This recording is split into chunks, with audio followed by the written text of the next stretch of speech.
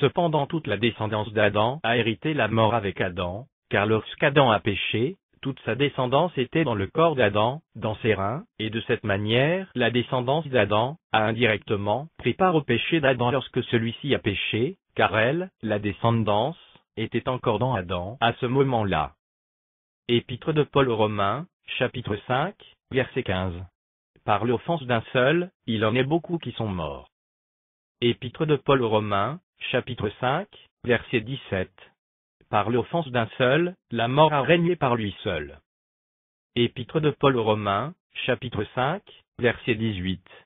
Par une seule offense, la condamnation a atteint tous les hommes.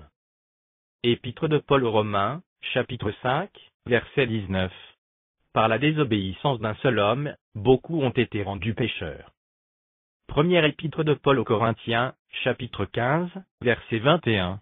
La mort est venue par un homme. Première épître de Paul aux Corinthiens, chapitre 15, verset 22. Tous meurent en Adam. La descendance d'Adam a pris part au péché d'Adam, de la même façon que Lévi a pris part à la dîme que son ancêtre Abraham a payée à Melchizedek. Épître aux Hébreux, chapitre 7, versets 9 et 10. De plus, Lévi qui perçoit la dîme, l'a payée pour ainsi dire par Abraham, car il était encore dans les reins de son père, lorsque Melchizedek alla au-devant d'Abraham. Concernant le terme « Père Abraham », comparez Évangile selon Luc, chapitre 1, verset 73, chapitre 16, versets 24, 25 et 29. Actes des Apôtres, chapitre 7, verset 2. Concernant le terme « sortir des reins », comparez le livre de la Genèse, chapitre 35, verset 11, et le premier livre des Rois, chapitre 8, verset 19, et l'Épître aux Hébreux, chapitre 7, verset 5. C'est ici que je ferme la parenthèse. Je continue la suite du sujet ici. Donc vu que la chair ne peut pas se soumettre et obéir à la loi de Dieu, Épître de Paul aux Romains chapitre 8 verset 7, Dieu a fait mettre à mort cette chair avec Christ afin que cette chair n'agisse plus, que l'action de la chair soit annulée et qu'ainsi cette chair soit rendue à l'impuissance, à l'inactivité, hors d'action. Épître de Paul aux Romains, chapitre 6, verset 6. Notre vieil homme a été crucifié avec lui, afin que le corps, de chair, du péché, qui habite en elle, soit rendu à l'impuissance, hors d'action et annulé. Épître de Paul aux Romains, chapitre 8, verset 12. Ainsi donc, frères, nous ne sommes point redevables à la chair, pour vivre selon la chair. L'inactivité de la chair était nécessaire. La chair devait cesser d'obéir à la loi une fois pour toutes, car la chair était obligée d'agir pour pouvoir obéir à la loi. Et quand la chair agissait, cela donnait une occasion au péché qui est dans la chair, de se manifester et de produire toutes sortes de mauvais désirs. Épître de Paul aux Romains, chapitre 7, verset 5. Les passions des péchés provoquées par la loi agissaient dans nos membres. Épître de Paul aux Romains, chapitre 7, verset 8. Et le péché, saisissant l'occasion, produisit en moi par le commandement toutes sortes de convoitises. Épître de Paul aux Romains, chapitre 7, verset 9. Quand le commandement vint, le péché reprit vie. Épître de Paul aux Romains, chapitre 7, verset 11. Le péché, saisissant l'occasion, me séduisit par le commandement. Première épître de Paul aux Corinthiens, chapitre 15, verset 56. La puissance du péché, c'est la loi. En résumé, la chair ne sert à rien. Évangile selon Jean, chapitre 6, verset 63. C'est l'esprit qui vivifie, la chair ne sert de rien. Épître de Paul aux Romains, chapitre 8, verset 13. Si vous vivez selon la chair, vous mourrez. Car rien de bon n'habite dans la chair du non-converti. Épître de Paul aux Romains, chapitre 7, verset 17b. Le péché habite en moi.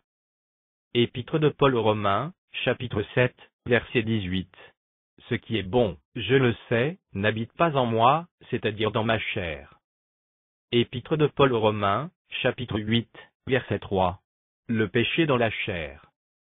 Épître de Paul aux Romains, chapitre 6, verset 12. Que le péché ne règne donc point, dans votre corps mortel. Maintenant, étant mort une fois pour toutes avec Christ, épître de Paul aux Romains chapitre 6 versets 9 et 10, nous ne devons plus laisser les désirs et les pensées de notre chair nous dicter notre conduite, c'est-à-dire nous pousser à faire ses volontés. Nous devons y résister. Épître de Paul aux Éphésiens, chapitre 2, verset 3. Accomplissant les volontés de la chair et de nos pensées. Épître de Paul aux Romains, chapitre 6, verset 12. Que le péché ne règne donc point dans votre corps mortel, et n'obéissez pas à ses convoitises, c'est-à-dire celles du péché. Et, en n'obéissant pas aux mauvais désirs de notre chair, et aux mauvaises pensées de notre chair qui sont contraires à Philippiens 4, verset 8, nous n'attristons pas l'Esprit de Dieu, Éphésiens 4, verset 30, et nous donnons l'occasion à l'Esprit de Dieu de manifester sa vie dans notre corps de chair. Épître de Paul aux Romains, chapitre 12, verset 21. Ne sois pas surmonté par le mal, mais surmonte le mal par le bien, c'est-à-dire par l'Esprit de Dieu. Épître de Paul aux Romains, chapitre 8, verset 13. Si par l'Esprit, vous faites mourir les actions du corps, vous vivrez. Deuxième épître de Paul aux Corinthiens, chapitre 4, verset 10. Portant toujours avec nous dans notre corps la mort de Jésus, c'est-à-dire que nous devons porter chacun notre croix, Évangile selon Luc chapitre 9, versets 23 à 27, afin que la vie de Jésus soit aussi manifestée dans notre corps, c'est-à-dire par le Saint-Esprit, dans notre chair mortelle. Verset 11. Épître de Paul aux Galates, chapitre 5, verset 16. Marchez par l'Esprit, donc dans l'amour, et la sainteté, et vous n'accomplirez pas les désirs, c'est-à-dire la convoitise, de la chair. Épître de Paul aux Galates, chapitre 5, verset 22. Mais le fruit de l'Esprit, c'est-à-dire de l'Esprit de Dieu, c'est l'amour. Épître de Paul aux Éphésiens, chapitre 5, verset 2. Marchez dans l'amour à l'exemple de Christ. Épître de Paul aux Romains, chapitre 13, verset 10. L'amour ne fait pas de mal au prochain. Première épître de Paul aux Corinthiens, chapitre 13, versets 4 à 7. L'amour est patient, il est plein de bonté. L'amour n'est pas envieux, l'amour ne se vante pas, il ne se gonfle pas d'orgueil, il ne fait rien de malhonnête, il ne cherche pas son propre intérêt, il ne s'irrite pas, il ne tient pas compte du mal subi, il ne se réjouit pas de l'injustice, mais se réjouit avec la vérité, il excuse tout, croit tout, espère tout, supporte tout. Évangile selon Jean, chapitre 15, verset 5. Jésus dit, « Sans moi vous ne pouvez rien faire. » Première épître de Jean, chapitre 4, verset 7. Car l'amour est de Dieu. Épître de Paul aux Galates, chapitre 2, verset 20. Ce n'est plus moi qui vis, mais c'est Christ qui vit en moi. Conclusion. Donc maintenant, qu'en position devant Dieu nous sommes morts, nous ne devons plus agir par nous-mêmes, comme c'est le cas pour un mort. Et de cette manière, Jésus-Christ pourra manifester sa vie au travers de notre corps de chair, et ainsi, nous vivrons de sa vie, c'est-à-dire, vivre sa joie, sa paix, son amour, etc. Sa gloire sera donc en nous, en opération dans notre vie. Et de cette manière, Jésus-Christ paraîtra au travers nous sur le monde, comme la lune qui envoie le reflet du soleil sur la terre pendant la nuit. Ainsi donc, le monde verra Jésus-Christ en nous. Amen.